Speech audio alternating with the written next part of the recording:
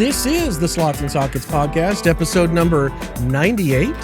I am one of your hosts, IRD Moose, and my partner in crime, Turbo Penguin. Happy Monday, Turbo Penguin. We're recording on time again. Yay! We're on time. Last week was rough, so yeah. But we've been doing some digging, and we actually found some good news this week. We've got another contender entering the space to replace Discord. Tell us about GameVox, Turbo. I almost said it wrong. Yeah, almost. So yeah, like the big topic we talked about last week was how much Discord sucks and how we want to basically get rid of it. Yep. And how they're making us the product instead of the other way around. Yeah, absolutely. And, you know, I've been consistently kind of looking at other things, and we came across a platform called GameVox. This is a company that bought out Ventrilo, but has done a lot of hosting for Mumble, Ventrilo, and TeamSpeak. Yeah. And so they've got a lot of back end experience with that. A lot of back end, and then owning Ventrilo gets them a lot of, you know, the sound pieces. And it looks like they've put a good amount of time into it. Mm-hmm. And it is, if you go to their website and it's comparing the different things that they offer, it is very interesting how they're absolutely comparing themselves, GameVoxes. That's V as in Victor, O as in Octopus, X as in X-ray. And I'll put a link in the description too. They're comparing themselves not only to Discord, but also TeamSpeak, Mumble. And, you know, in the short gist of it, GameVox is a system that is, you know, allows gamers to get together, share links. There is a forums component, like forums and text chat channels. And, you know, the honest truth is at this point, like, we've tried a lot of different things trying to find out something that works. I would say that it's unique in that you have to pay on the server end to have this. Mm-hmm. But the users don't pay to use it. But it feels more polished than everything else I've tried. Yeah, because you've been running a test server for everything. I have a test server for all platforms at this point. We've tried a lot of things. I have a Stoat server. I have Fluxer. Yeah. You know, we did Mumble. I didn't do TeamSpeak. I didn't do Ventrilo. We always played with those in the past forever ago too, so we kind of know how those work. Yeah, and you know, I'll say this, that, you know, GameVox was easy to set up. It's clear. Everything tends to work, and I'll say this: I am pleasantly happy that push to talk works. I find it very interesting how much I miss that from the other services. Mm-hmm. You go back really to having it, Discord, and you're like, oh my gosh, it's so nice to have push to talk. Yeah, well, and so especially when with Discord's like, oh, you have to relaunch the app in admin to get push to talk. Exactly.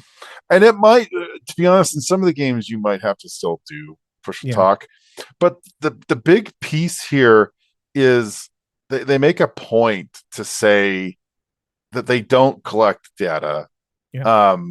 Your identity, your rules. You can be 100% autonomous. Like the notion is that other than the server creator, and even then the server creator, other than giving them a link to PayPal to pay or through Stripe to pay, they don't know anything about you. So I was able to create a server with a username, no password, no email, no date of birth, nothing. So it's just a cookie in your browser or in your client. In the client, yeah. You can create a password if you want to. You can add an email if you want to, or a phone number if you want to. Okay, but they make it very clear that these are anonymous accounts. Okay, they're not trying to get information from you. Yeah. Um, Well, not that they're necessarily anonymous, but they're as anonymous as you want them to be.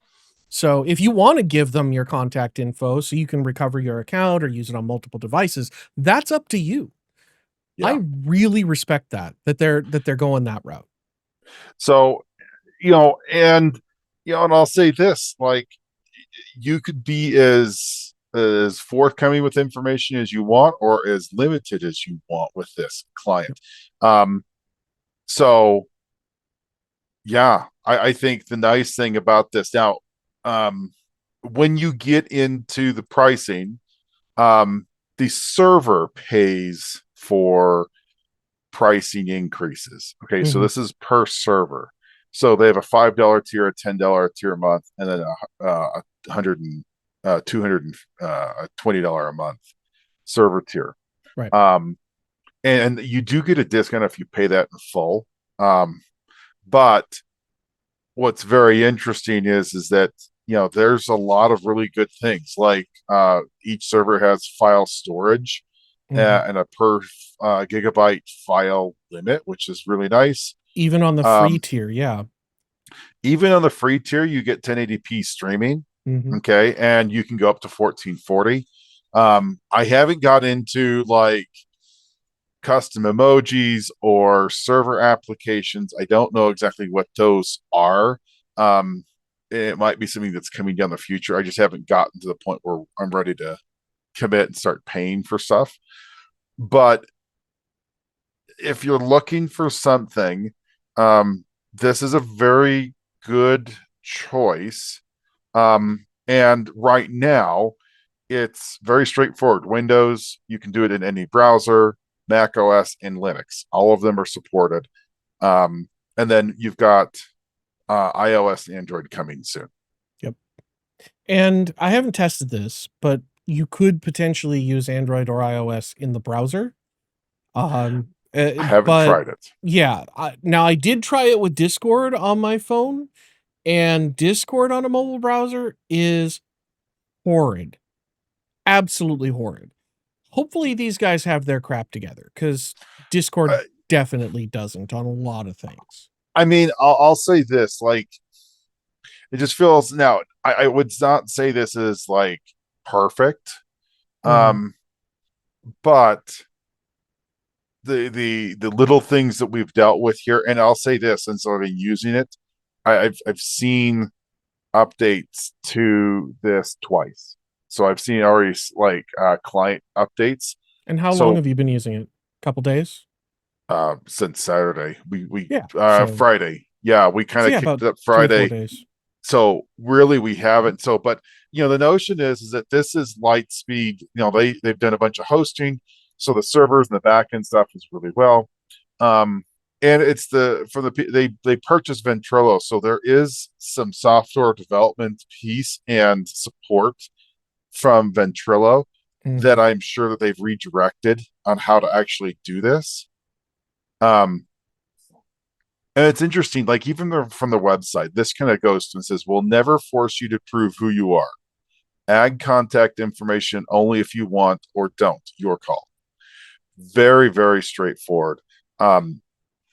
And they do say, run your own GameVox media server, so your voice, video, and text never ever even touch our infrastructure. So there is an option to host. There will be an option to host your own. Cool.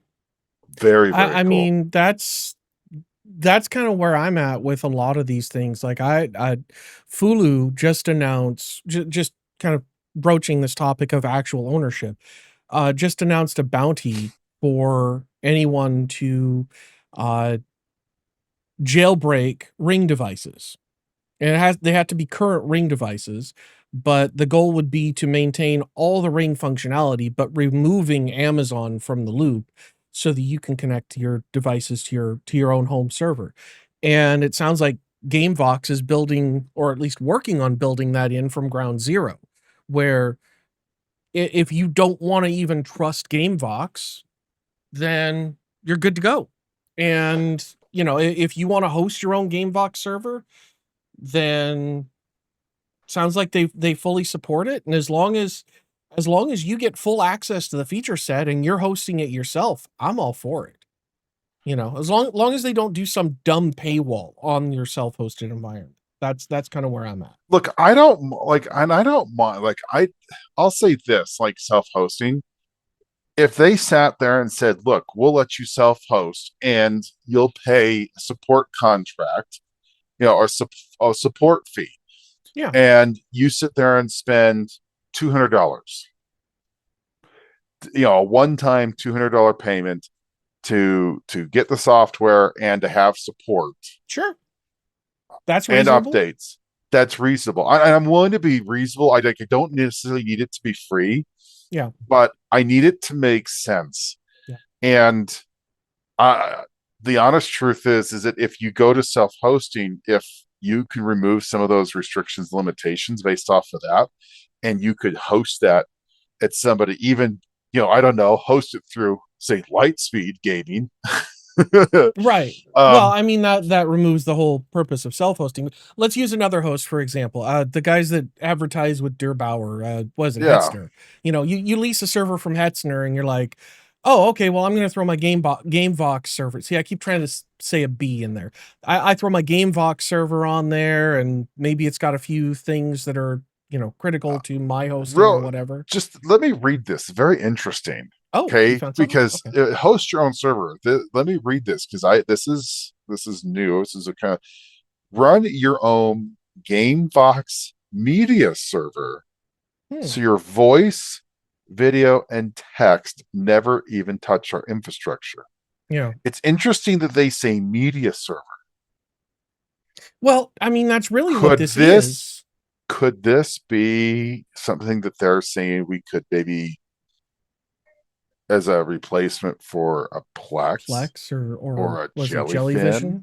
Or Jellyfin. I keep trying to call it Jellyvision. Like, this will be I've very been getting interesting. Names wrong lately. It'd be very interesting to see how this works. Yeah.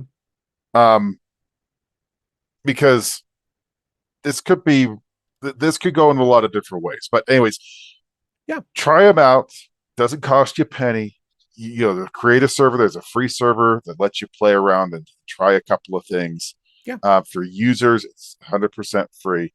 But try it off, because it is a very interesting concept. And yeah, very interesting. Okay, what do we have next, Moose? Coming up next, we have Stop Killing Games turns into Stop Destroying Video Games.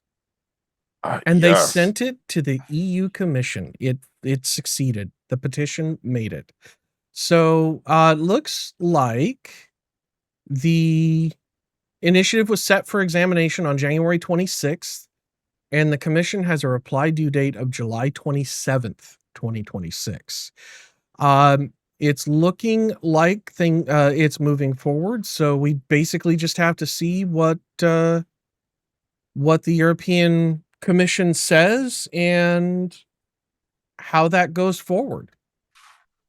I love this idea. I think it's look, game developers, if they're going to kill off an online platform, should at least allow someone to continue to play a game, even in an offline mode, or B, allow someone else to host servers so that others can still play. Yep. You sit there and say, you know what, here, at this point, you still need to have a license. We're not trying to give it freeware, but we're allowing the community, if there's a community that wants, this is what you would need to run your own hosted, server. Yep. Yeah. And that's the thing, is like, they wouldn't have to necessarily support it. They could just keep selling the game, and like, if they find any major bugs in their server software, sure, probably fix that. But outside of that, they could just be like, oh, well, we're just going to host it for a year, host the online component for a year or two, and then the community can have it. And then they just keep selling the game and tell people, well, hey, go here if you want to get your own server or whatever. And that would solve a lot of it. Or they could just, go to single player, completely offline experiences and solve it that way. I mean, there's no reason that games like The Crew have to be always online. They just did that so that they could keep you from owning the game. I really think maybe the best thing that can come from this is developers looking at this saying, okay, what's our game plan when we go offline? Like from the beginning, that hopefully what this means is that game developers look at this and saying, okay, what's our end game for when we're done with this and we still have game? Like, I really think that that's probably the best thing, that hopefully it's pushing developers into thinking about it beforehand rather than afterhand. Yeah, because I mean, if you build in the support for the switch over in the beginning, that makes it a lot easier. Like fixing the Crew or the Crew 2 after the fact is going to be next to impossible. I mean, you basically have to re-architect a whole bunch of the online portion of the game to get that to work. But if you're in development on the Crew 4 and you're starting now, building that option in is going to be a lot easier because you're starting from the ground up at that point. So speaking of ground up, AMD's Gorgon Point might be coming to your AM5 socket soon. Well, and that's a direct link from AMD's website.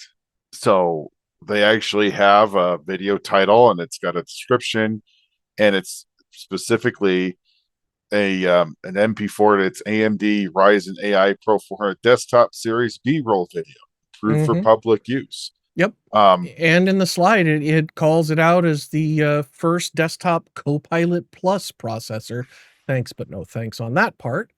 But yeah, I mean, it looks like the Gorgon Point CPU has been pretty successful on the laptop side, at least in terms of performance.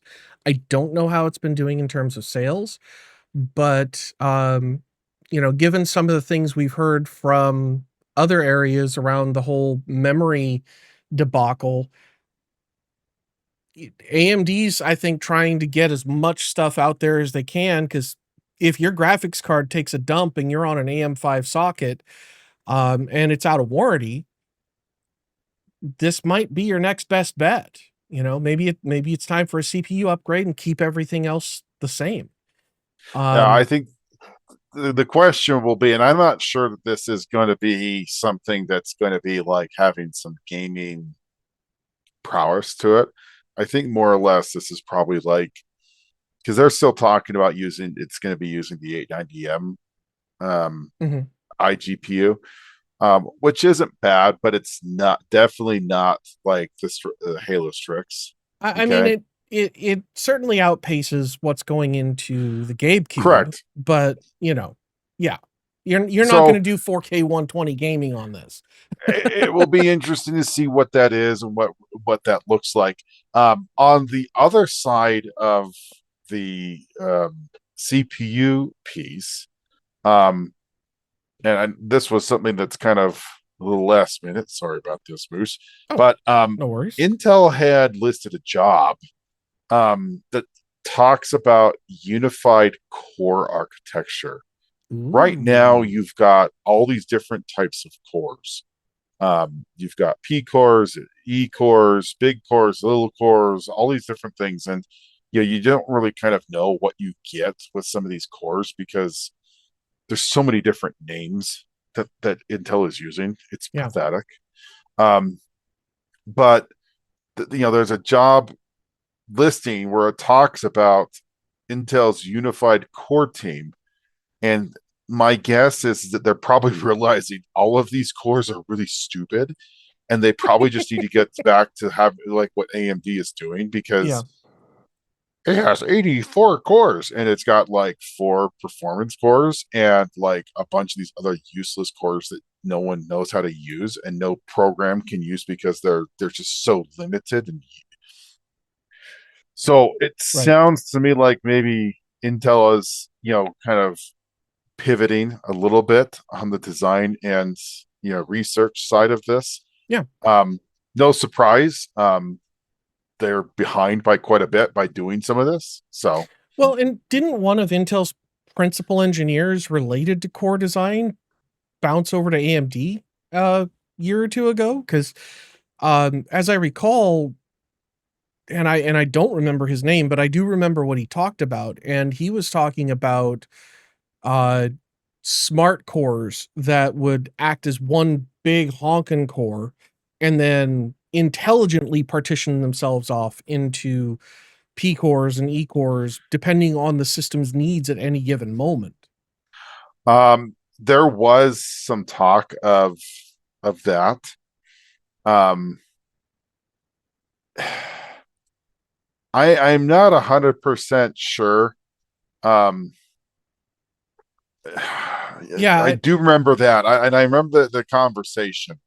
And all I can say is that I know that there was some talk of that, and but that when there were some changes in leadership, they changed direction um, in some of that. So I'm not 100% sure what where that is. I mean, well, they it's might be nice. trying to go back to it. I think what they're probably trying to do is just to say, here's an 8-core, 16-thread processor, and stop playing games with the types of cores and just have 8 real cores with hyper-threading again. But Turbo, it's got 52 cores. Yeah. Okay. And 48 of those are stupid.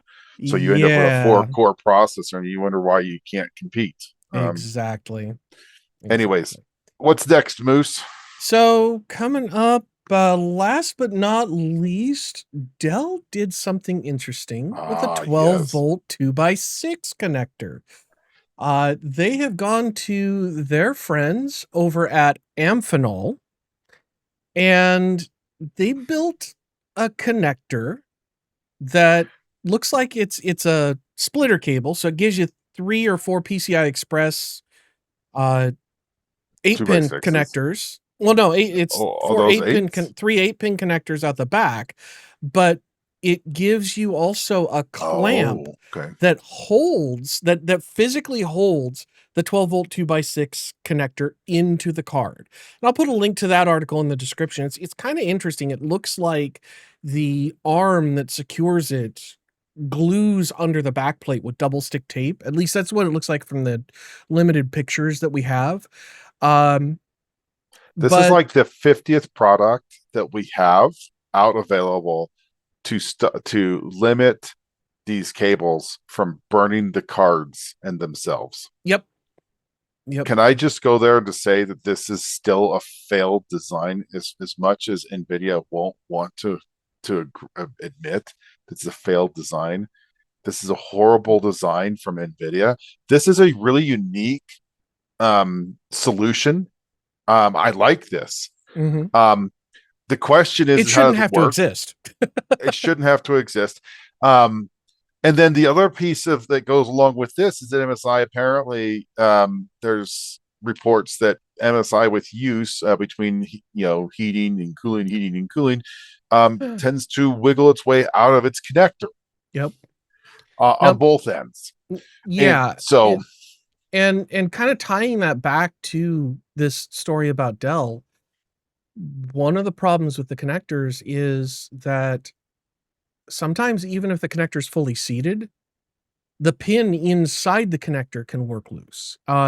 Jay's 2 Cents a few videos back, actually a few weeks back, had a video where he was discussing the 12-volt 2x6, and one of his brand new cables had the pins push out while he was inserting it.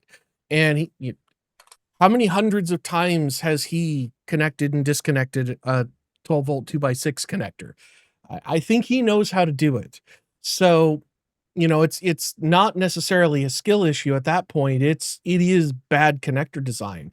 So my concern, combining this article about the MSI situation and the Dell situation, what happens if the pin in the connector tries backing out while it's being physically forced in? You're not getting that thing off if that cable melts. It could still melt, but this I think is the Dell solution, I think, is going to help, but I don't think it's going to solve the whole thing, because if the connector pushes out on installation and you don't see it, and you lose that 16th of an inch of connector pushing 600 watts through it, things are still going to melt, even if the connector is physically held in. I don't know. This is a design that if NVIDIA had actually consulted engineers, they wouldn't have done this. Okay, well, hold up. They did. There are engineers within NVIDIA.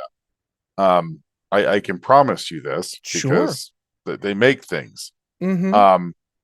You know, did they consult them about this though? What I will also say is that, you know, how many of these, you know, look at CES, there was, you know, half a dozen products designed to fix the electrical layout so that this doesn't happen, you know, and it's pathetic that it's getting to the point where, you know, the third party, you know, people are having to come in and fix this pathetically bad design. Mm-hmm. You know, had they kept the same design layout that they had in the 30 series, which might I add, we did not have any burned 30 cards. 3090s did have some burns, but it was far more rare than it was with the 4090 and. But there was a difference in the electrical design between the 30 series and the 40 series. True. The 30 series was electrical design was far better, and it actually had load balancing between the pins. Yeah. Whereas the 40 series, everything goes through two. I mean, it goes through essentially actually one. I mean, it all goes through one. Yeah. It all combines into a single rail on the 40 series. But yeah, to that point, the 30 series also wasn't pushing the limit of that connector. The 4090 at stock speeds pushes that connector nearly to its max. You are literally operating it within the danger zone on the 4090 and the 5090. And, you know, one thing just ever so slightly misaligned or ever so slightly wrong, and you're going to have a little extra resistance on a pin that's going to generate heat. That's going to heat up the connector. It's going to melt things. And it might not melt it today. It might not melt it this week, but eventually the heat cycles from that are going to work something loose and potentially work more things loose. And there you have your melted card, or your melted cable, or both, or potentially a house fire. Shades of the NZXT N1 all over again. But yeah, I mean, to be perfectly blunt, this should not have to exist. NVIDIA could have solved this by building in two cables on the higher end cards. The 50, I think the 80 and the 90 should have two of these 12-volt high power connectors. Or they should have just kept with the 8-pin PCI Express cables that you and just added easily more had 3 or 4 of them. But they were trying to make it so that it looked better, because they wanted the aesthetics of having a single cable. You don't need 4 cables. It's form over function. Yep. That's it. 100%. Because the honest truth is that you put 4 8 pins, that would have solved the 5090's problems. Yep. Instantly. Yep. And, you know, I sit there and say, oh my gosh, you have to have 4. Yeah, you're right. And you were pulling that much power. You should split those up across 24 freaking pins to get it to work. Yep. And anyone who complains says, great, do you want to burn your card down? You could have used this, 12-volt high power cable that would have burned the card down. Yeah. Oh, wait. Yeah, that's what they ended up doing. Your $3,000 graphics card. Yeah, you want to melt that. Sure. I would love to actually see if there's actually gamers that, like, behind the scenes are like, yeah, I'm okay. I want this over, like, if you gave me the choice between 12-volt high power and like 3 or 4 8-pin connectors, I would bet money that like 90+% of gamers would be like bypassing the 12-volt high power. Yeah. Yeah. If I would bet you if you did an A/B test, because you wouldn't, at that point, you wouldn't have to deal with silly adapters. You wouldn't have to go out and feel like you had to go buy a brand new power supply. A 1600-watt power supply could easily power what you needed. And you could set up you could set up the power connectors hidden under a little plate on the back, like the Sapphire Nitro does. And, you just have 3 or 4 cables going into the back of that card, tucked in nicely. You could build a little shroud around it so it doesn't even show, and it just kind of Frenches right into the case and it's done. But they didn't do that. They wanted one cable to rule them all, and instead it became one cable to melt them all. And on that bombshell, I think we're going to call it a show for this evening. Thank you all for giving us a little bit of your time. We appreciate you. And do remember to jump down the doobly-doo below, give us a like, subscribe, and leave us a comment or two. Why not? I mean, it's there. So there to be used. Yeah, absolutely. Until next time, have fun storming the castle. Good night, everybody. Jinx.